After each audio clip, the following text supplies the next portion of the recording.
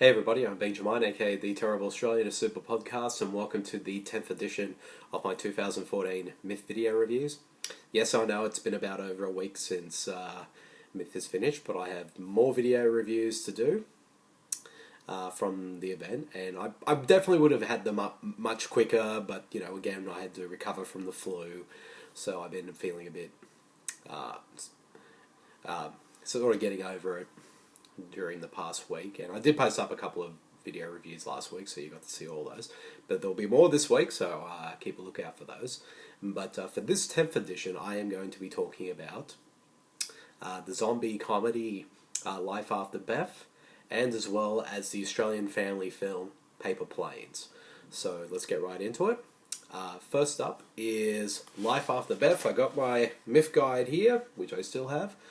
And I'm going to be reading the synopsises of all for both of these films.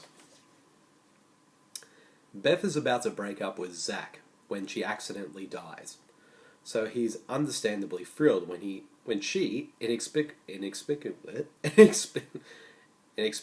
sorry, got that word wrong, returns from the dead. With amnesia her only apparent symptom, it's the second chance that he's been hoping for. But as further post-life complications occur, it soon becomes clear that Beth is not alone. Life After Beth. It's a sort of another sort of zombie comedy. I was actually looking really forward to this one because I really like the cast, and it's got a really good cast as well. You got Audrey Plaza who plays the title character of Beth, and as well as Dan DeHaan, John C. Reilly, Molly Shannon, Paul Reiser, and a few others as well. And I have to admit, like I said, I was looking forward to this film because I heard good things about it. And I have to admit, I really did not like this film at all. And I have to admit, I just found it really obnoxious and irritating. I found the characters in this film really irritating, and they really got on my nerves. And which is a shame because I like the actors who appear in this film, but I don't know.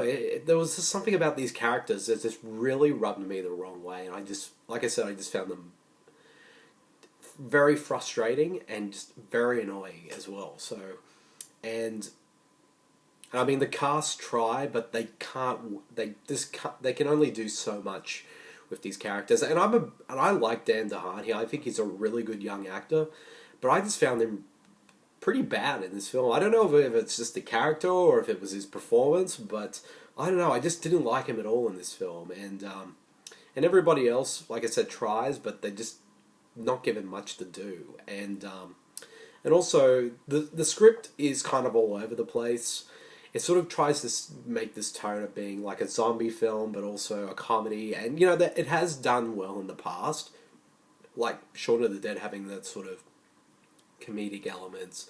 And is not afraid to, but also balancing out with a little bit of drama. This film tries to do that as well, but unfortunately it doesn't strike the balance well.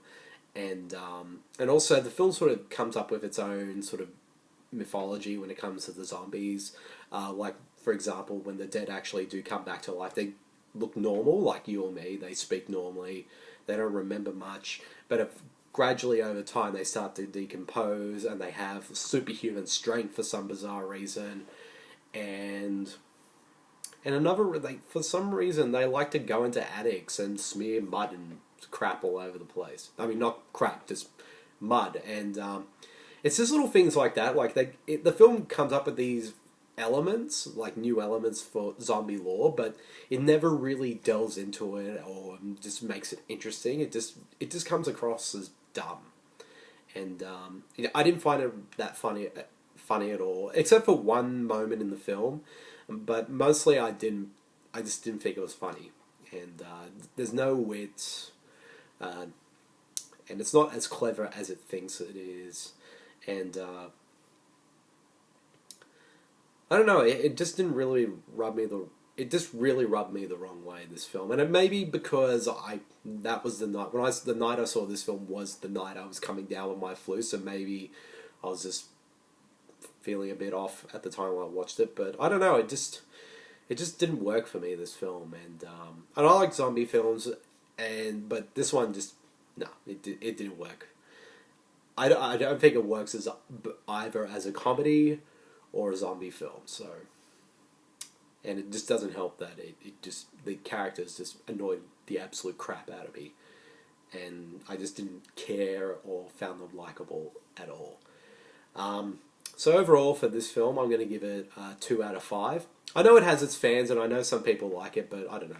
It just didn't work for me, and also the way the character of Beth is portrayed in this film, like the way she's written, just felt something was off about that character, but I wasn't exactly sure why. It just felt, I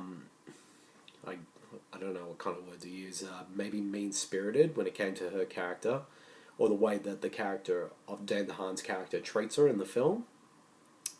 But yeah, I just don't think this film works at all. Yeah, I mean, some people will like it. I mean, the audience I saw it with definitely enjoyed it, but I don't know, it just didn't work for me. So yeah, so that's Life After Beth. Now on to the next film, which is the Australian family film Paper Planes. 12-year-old Dylan lives with his father in the outback. One day at school, Dylan discovers he is great at making and flying paper planes. While attempting to refine and develop his newly realized ability, Dylan finds himself caught up in the world of competitive paper plane making, leading to new friendships, new rivalries, and new realizations about his own family.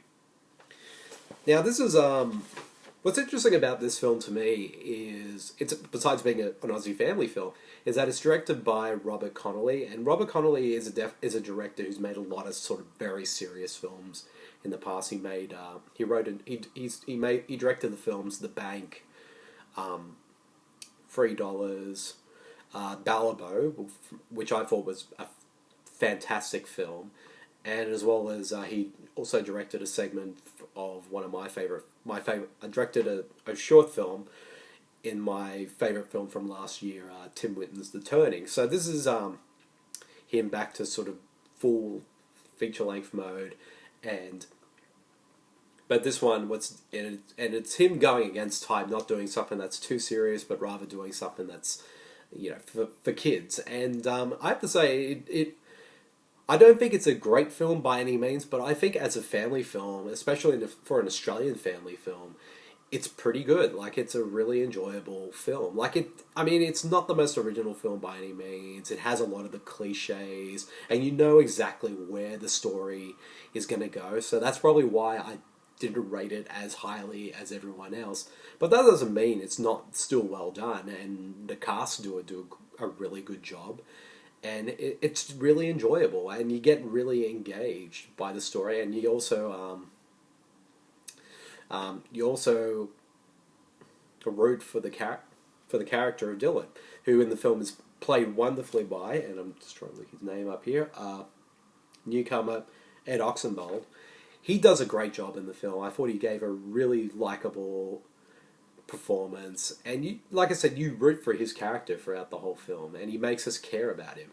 And also has a really good, solid cast in it as well. Sam Worthington plays Dylan's dad, and Sam does a really good job in the film as well. And it's him going against type. I know some people have always been mixed on Sam as an actor, but I think it's really more people are just judging him based on the Hollywood films that he made, and having seen a lot of his sort of the stuff he's made here in Australia, like Dirty Deeds, Getting Square, Somersault, if you haven't seen that one. I know what he's capable of as an actor, and he's not just like, as some people would say, a charisma-free brood. But, you know, that's his acting style. He's always been a brooding actor. And he plays Dylan's dad in his film, and he brings a lot of emotion to his role, because his dad... Dylan's dad in the film deals with... their two characters are dealing with... a few months earlier, Dylan's mum passed away, and his dad is dealing with that throughout the film. And Sam sort of makes it... Sam, in the way, is the film's emotional center, because he brings a lot of pathos to the role, and you really... even though he's not exactly a nice guy, but you sympathise with him and what he's going through. And so Sam Worthington does a good job, and also other supporting cast members like Deborah Mailman shows up at one point, and she does a wonderful work as usual. And also David Wenham is in the film as well, and he's a regular with Robert Connolly's films. What's interesting about his character, and he's not in the movie much, but what I like about him, his character is the father of Dylan's main rival in the film, and of course, Dylan's rival, as I can't remember the character's name at the moment, but as you would know, he's kind of like the standard kind of villain of a movie like this. He doesn't like the main character and is very competitive and wants to beat him in the competition. But what I find refreshing about David Wenham's character is that he's a well-known sportsman in the film. He's a golfer, but he's the complete opposite of what type of the dad of a character like that it is. He keeps telling his son throughout the whole film, like, it's only a game. Don't take it so seriously. Just go out and have fun. And the son's like, nah, I'm gonna go out there. I'm gonna win. And I thought that was refreshing for a film like this, because usually dad characters of the villain are usually just as bad as the villain in the film. But so I give the film credit for doing that. And and also it has a pretty solid screenplay, and the other supporting cast members are all pretty solid. And like I said, it's an enjoyable family film. It's not going to change your life, and it doesn't bring anything that we haven't seen many times before. But for what it is, it's just enjoyable, and it's done really well.